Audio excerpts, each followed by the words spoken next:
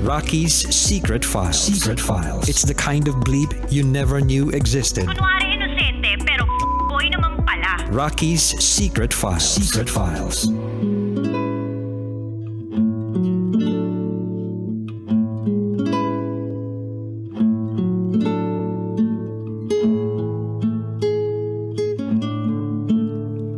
And we're back.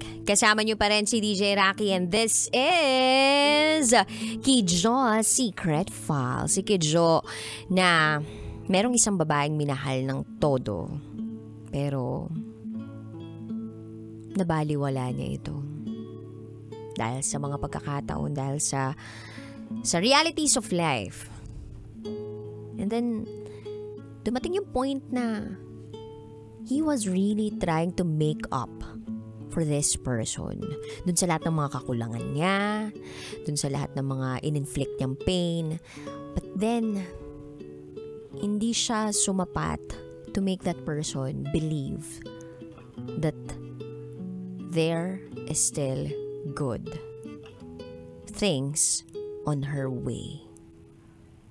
Dito sa mundong ito. Coming her way. Dito sa mundong ito. So, hindi na nagstay yung taong mahal niya. Na si Jay. Because of depression, she killed herself. Very sensitive po ang topic natin today.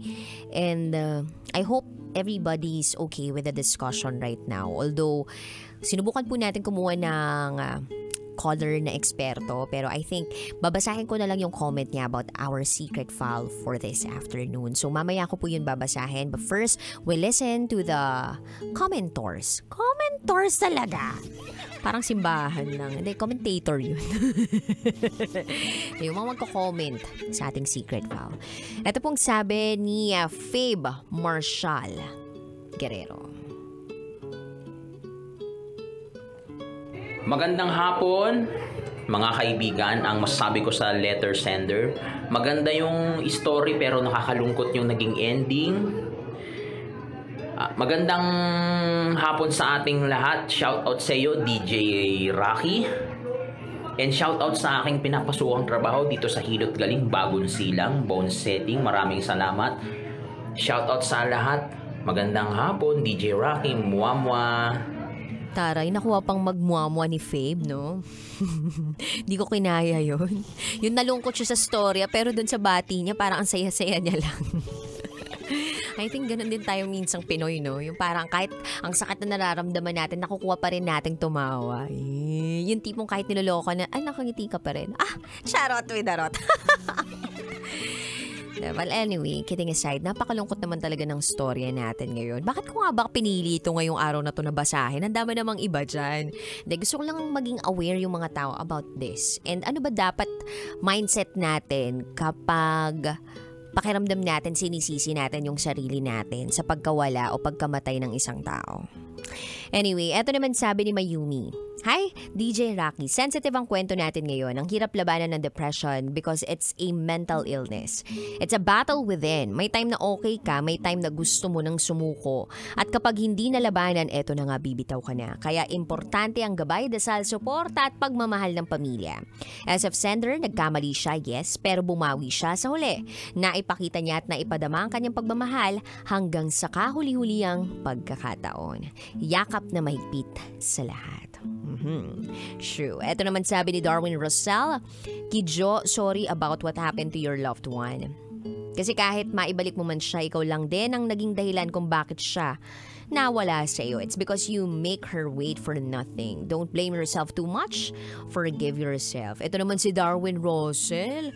Kung makapagsabi naman ng don't blame yourself too much.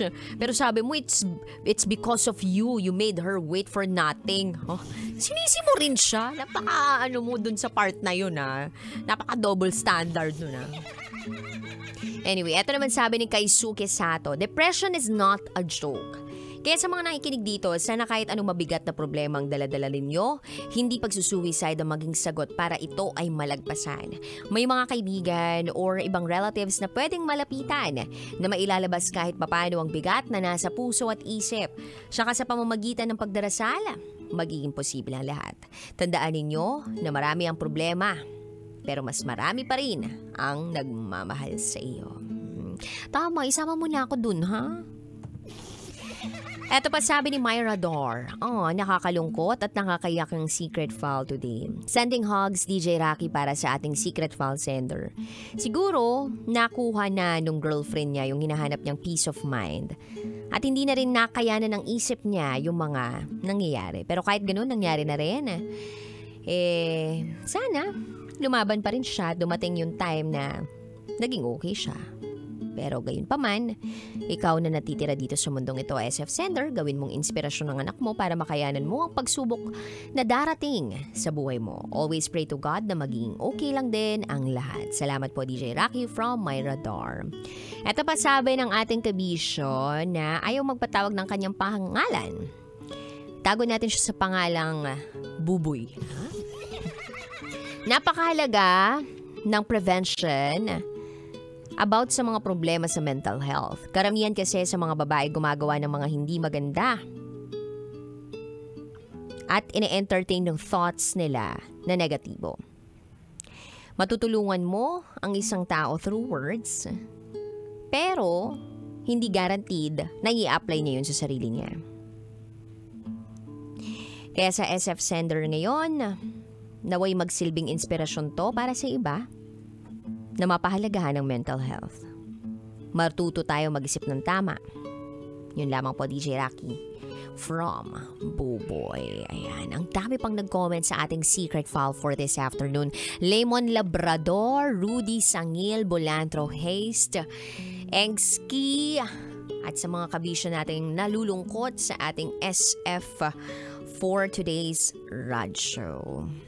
Sabi ko nga sa inyo kanina meron tayong eksperto na hiningan ng opinion about this, ng insights about this. And hindi naman tayo pwedeng magsabi na, depressed talaga siya, o depressed to, o depressed ako.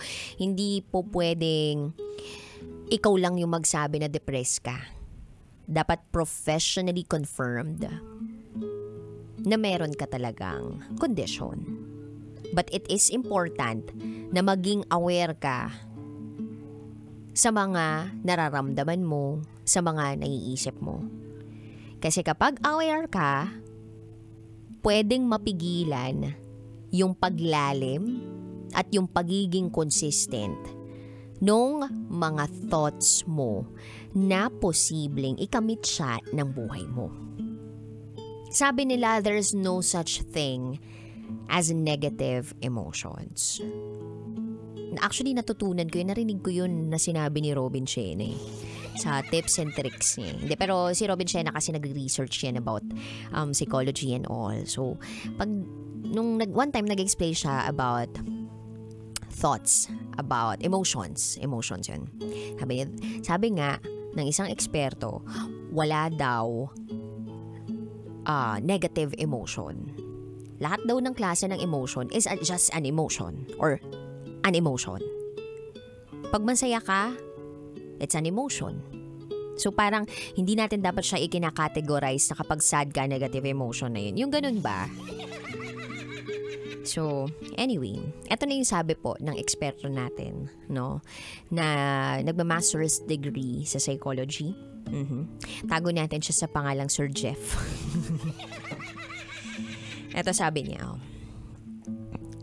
the most common reason for suicide is depression. And depression is not just simply sadness or being alone, but it is having a feeling of doubt, fear about oneself, the future, and the world. It is an insidious feeling of hopelessness and emptiness. So, ibig sabihin, hopeless yung pakiramdam niya, or empty yung pakiramdam niya. And hindi natin po pwedeng sabihin na yung rason lang kung bakit nag-suicide itong si J na minamahal ng ating secret file sender ay dahil iniwan siya nito. There's definitely a bigger picture that led to that sad fate. We can only hope na nagbago siya ng perspective nung nagkaroon sila ng good closure. Kasi, nung time na yon, posible na nakapag-release ng guilt feeling. At para malinawan kung ano ba talaga ang nangyari. Hindi pwedeng i-ignore yung fact na somehow nagkaroon ng SF sender natin ng participation sa nangyari, pero hindi rin pwedeng sabihin na dapat sisihin niya yung sarili niya dahil sa nangyari. Because at the end of the day, no one is accountable for one's action kundi ang sarili niya lamang. We bear the consequences of our actions. We need to deal with it.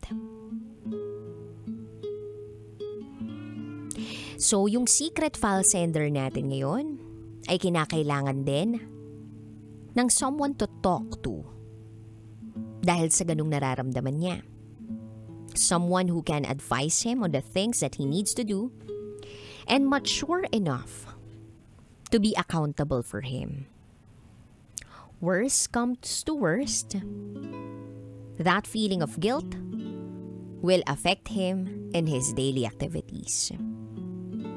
He needs to seek a counsel, preferably a guidance counselor, a pastor, or a priest.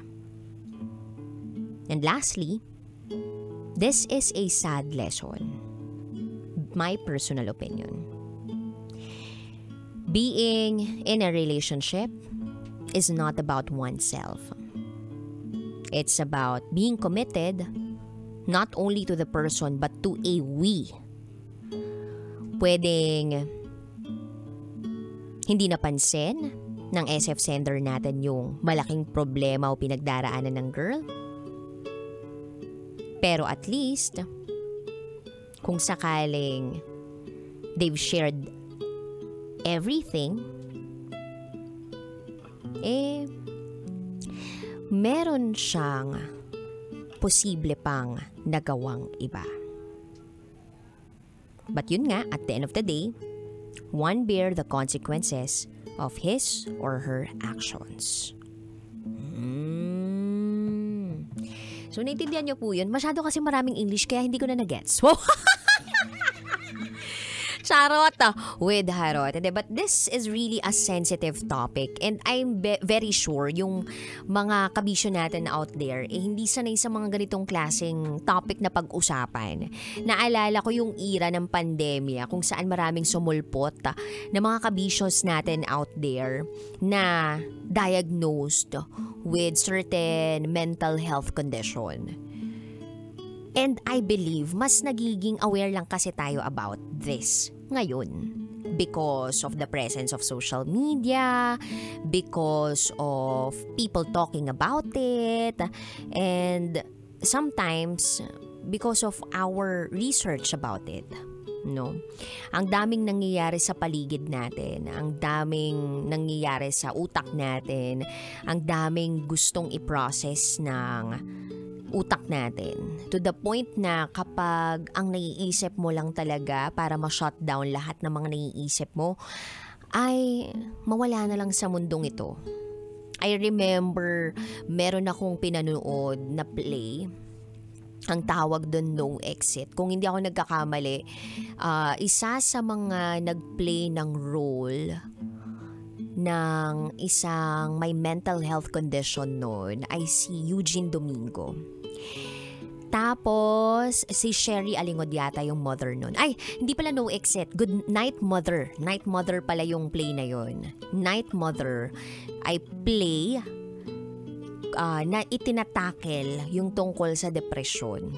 So, Ang POV nung anak na magsusuicide na ay ang pagtatapos o pagtatapos ng kanyang buhay o ang pagtinapos niya yung buhay niya, makaka-experience ako ng peace. Magkakaroon ako ng kaligayahan, kapayapaan. Ganun yung POV ng isang nagsasuffer or ng isang diagnosed with a mental health condition, depression. So, yun yung nasa isip niya, yung tumatakbo sa isip niya. So, the only way para maging payapa ako ay hitilin ko ang aking buhay. Pero syempre, bilang magulang, bilang nanay, pipigilan mo kasi hindi naman yun yung dapat isipin ng isang tao. Of course, kapag ang pinaniniwalaan mo ay merong life after this life or eternal life, alam mo na maling gawin yun. Right? Alam mo na ang pagkitil ng buhay o pagpatay ng sarili ay malaking kasalanan. Dahil kailangan ang bigay ng Panginoon ay dapat ingatan. So, napakalawak po ng usaping ito. But the only thing na na-realize ko sa pagpanood ng play na yun at sa dinami-rami po ng mga nag-send sa akin ng secret file na diagnose sila ng depression at pag may ganito kong story ang nababasa, ay ito. Laging kang handa dapat makinig sa isang tao. Because people sometimes do not need someone na makapagbibigay lang talaga sa kanila ng advice, but someone to listen to them. And that's it. Just be there for them. Just be present at the moment. Iparamdam mo na marami pang magandang mangyayari sa mundong ito. Na magaan ang mundong to. Kahit na minsan masahol siya. At maraming mga aswang sa paligid. Charot with harot. Because sa totoo lang, marami pa rin naman talagang pwedeng mangyari sa buhay ng isang tao. Magaganda. Meron ding masasalimuot. But the thing is, we have to really do our best to keep moving forward. Because in order for us to survive this world, we have to be resilient. We have to be a hard worker. We have to do things that we don't want to do. May ganun. And that's life. Sometimes it's beautiful. Sometimes it's unfair. But it is still good. Kaya sa mga kabisyo nating nakikinig dyan, at parang nandoon sa posesyon ng ating secret file sender na nandun yung guilt feeling na sana hindi na lang ganito yung ginawa ko, na sana ganito yung ginawa ko. Well, again, gusto kong kunin, i-extract yung sinabi ng ating expert pagdating sa ganitong diskusyon na we bear the consequences of our actions. No one is accountable for your own action but yourself. So, kung yun yung ginawa niya sa sarili niya, yes, you may have a participation kung bakit siya nagkaroon ng ganun or bakit ginawa niya yun sa sarili niya yun. Pero, hindi mo pwedeng lahat isisi sa sarili mo. At ang tanong dyan is hanggang kailan mo pagbabayaran yung nangyari doon sa taong mahal mo? Kailangan mo bang mabuhay na forever nakokonsensya at guilty doon sa mga nangyari? Do not be a prisoner of your past. Hindi ka naman talaga nakakulong eh. Huwag mong hayaan na mailagay ka sa rehas kung hindi ka naman talaga isang mamamatay tao. Humingi ka ng tawad para sa sarili mo, sa Diyos, sa taong nagawan mo ng mali. Pero yung forever living with it, I don't think it's fair to you and to your child.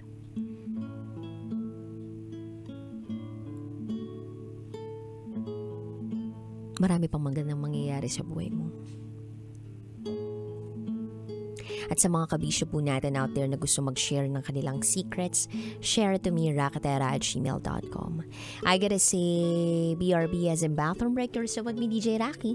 And you are listening here sa stasyong number 1 sa mga fat malung gumapang sa kakalsadahan. 90.7 Love Radio. Kailangan pa bang i-memorize yan? Basic. This is Kijos. Kijos pala. Kijos naman ako dyan.